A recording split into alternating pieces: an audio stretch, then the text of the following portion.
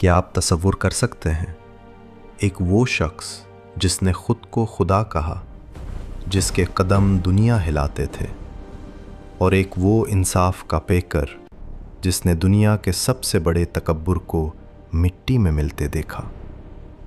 دریائے نیل کی وہ لہریں جو کبھی فرعون کے حکم پر چلتی تھیں، آج ایک مٹی کے گھر میں رہنے والے فاروق کے خط کی محتاج کیوں ہو؟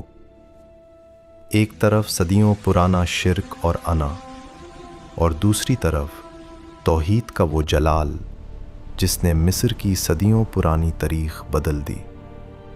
آج کی داستان صرف فتح کی نہیں، یہ داستان ہے عمر بن خطاب ورسس فرعون کی، ایک تکبر کی موت اور دوسری حق کی سربلندی۔ تاریخ عالم میں مصر، ایجپٹ ہمیشہ سے ایک پراسرار سرزمین رہی ہے۔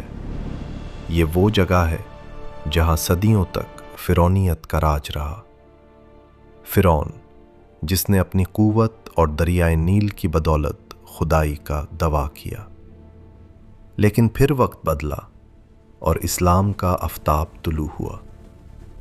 سن 20 ہجری میں جب حضرت عمر بن خطاب خلافت میں حضرت عمر بن عاص مصر کو فتح کیا تو دو مختلف تہذیبوں اور نظریت کا سامنا ہوا۔ ایک طرف فرعون کی چھوڑی ہوئی نشانیاں تھیں اور دوسری طرف حضرت عمر رضی اللہ عنہ کا وہ عدل و انصاف جس نے مصر کے لوگوں کو صدیوں کی غلامی سے آزادی دلائی۔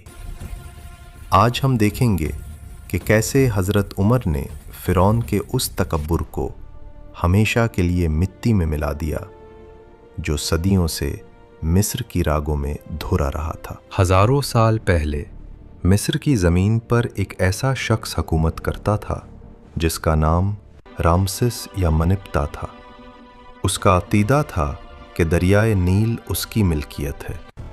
وہ کہتا تھا، کیا مصر کی بادشاہت میری نہیں اور یہ دریا میرے نیچے نہیں بہتے؟ فرعون نے لوگوں کو اپنا غلام بنایا ہوا تھا۔ اس کا تکبر اتنا تھا کہ اس نے اللہ کے نبی حضرت موسیٰ علیہ السلام کو لالا کیا۔ مصر کی ساری معیشت اور زندگی نیل پر منصوب تھی اور فرعون نے اسی نعمت کو اپنی خدائی کا ذریعہ بنایا، لیکن اللہ نے اسی نیل کی لہروں میں اس کے تکبر کو غرق کر دیا۔ صدیوں تک مصر کے لوگ اسی خوف میں جیے کہ نیل کو راضی رکھنے کے لیے انسانی قربانی ضروری ہے۔ فرعون مر گیا، لیکن اس کی فرعونیت کا اثر لوگوں کے دلوں میں خوف بن کر باقی رہا۔ صدیاں بیت گئیں، پھر وہ وقت آیا جب مدینہ منورہ سے اٹھنے والی توحید کی آندھی نے مصر کے دروازے کھٹ کھٹائے۔ حضرت عمر بن خطاب رضی اللہ عنہ نے حضرت عمر بن عاص رضی اللہ عنہ کی قیادت میں لشکر روانہ کیا۔ مصر فتح ہوا، لیکن حضرت عمر رضی اللہ عنہ کا حکم واضح تھا، کسی پر ظلم نہیں ہوگا، کسی کی عبادت گاہ نہیں گرائی جائے گی۔ جب مسلمان فتح بن کر داخل ہوئے تو انہوں نے دیکھا کہ مصر کے لوگ اب بھی پرانے وہموں میں گرفتار ہیں۔ فرعون کے دوے آج بھی لوگوں کے ذہنوں میں خوف پان کر بیٹھے تھے۔ مصر کے قبطی حیران تھے کہ یہ کیسا حکمران ہے جو صدیوں پرانے نظام کو بدلنے آیا ہے، مگر تلوار سے نہیں، بالمقابل اخلاق سے۔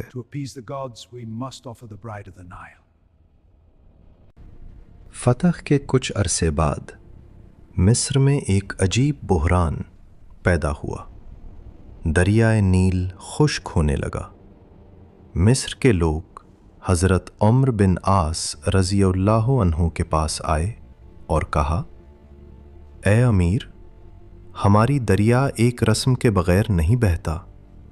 ہمیں ہر سال ایک خوبصورت لڑکی کو دلہن بنا کر دریا میں پھینکنا پڑتا ہے، ورنہ یہ دریا نہیں بہتا۔ حضرت عمر بن عاص رضی اللہ عنہ نے صاف انکار کر دیا۔ اسلام میں ایسی جہالت کی کوئی جگہ نہیں۔ لیکن نیلی مزید خشک ہوتا گیا، یہاں تک کہ قحط کا خوف پیدا ہو گیا۔ لوگ شہر چھوڑنے کی تیاری کرنے لگے۔ معاملہ حضرت عمر رضی اللہ عنہ تک پہنچایا گیا۔ یہ وہ لمحہ تھا جہاں فرعون کے صدیوں پرانے خدا کی دوا کا مقابلہ عمر رضی اللہ عنہ کے ایمان سے تھا۔ حضرت عمر رضی اللہ عنہ نے خط کا جواب بھیجا۔ انہوں نے حضرت عمر بن عاص رضی اللہ عنہ سے کہا، میں تمہیں ایک کاغذ کا ٹکڑا بھیج رہا ہوں، اسے دریا میں ڈال دینا۔ اس پرچہ پر لکھا تھا، اللہ کے بندے، عمر بن خطاب کی طرف سے مصر کے دریا نیل کے نام، اگر تو اپنی مرضی سے بہتا ہے تو نہ بہہ، لیکن اگر تو اللہ کے حکم سے بہتا ہے تو میں اللہ سے دعا کرتا ہوں کہ وہ تجھے جاری کر دے۔ جب یہ خط دریائے نیل میں ڈالا گیا تو تاریخ گواہ ہے کہ اگلی ہی صبح نیل 16 ہاتھ اونچا بہہ رہا تھا۔ فرعون جو کہتا تھا نیل میرا ہے، اس کی صدیوں پرانی داستان کو ایک مٹی کے گھر میں بیٹھے عمر رضی اللہ عنہ کے چند الفاظ نے مٹا دیا۔ انسانی قربانی کا سلسلہ ہمیشہ کے لیے ختم ہو گیا۔ ایک طرف وہ لاش ہے جو آج بھی مصر کے میوزیم میں ایبٹ بنی ہوئی ہے، فرعون، جس کے جسم کو دریا نے قبول نہیں کیا تاکہ آنے والی نسلیں دیکھیں کہ تکبر کا انجام کیا ہوتا ہے۔ اور دوسری طرف حضرت عمر رضی اللہ عنہ کا وہ نظام ہے جس نے انسان کو انسان کی غلامی سے نکال کر خدا کی بندگی میں دے دیا۔ فرعون نے کہا تھا میں رب ہوں، مگر وہ دریا میں ڈوب گیا۔ عمر رضی اللہ عنہ نے کہا میں ایک ادنا غلام ہوں، مگر ان کے ایک خط پر دریا نے اپنی راہ بدل لی۔ یہ ہے فرق فرعونیات اور فکری میں۔ مصر کے اہرام صدیوں سے خاموش کھڑے ہیں، مگر عمر رضی اللہ عنہ کا عدل آج بھی دنیا کے ہر منصف کے لیے ایک روشن ستارہ ہے۔ فرعون کا نام نفرت کی نشانی بن گیا اور عمر کا نام انصاف کی پہچان۔ حضرت عمر رضی اللہ عنہ اور فرعون کی یہ داستان ہمیں سبق دیتی ہے کہ اصلی طاقت اور اقتدار صرف اللہ کے پاس ہے۔ جب کوئی حکمران اللہ کے سامنے جھک جاتا ہے تو ساری کائنات اس کے سامنے جھک جاتی ہے۔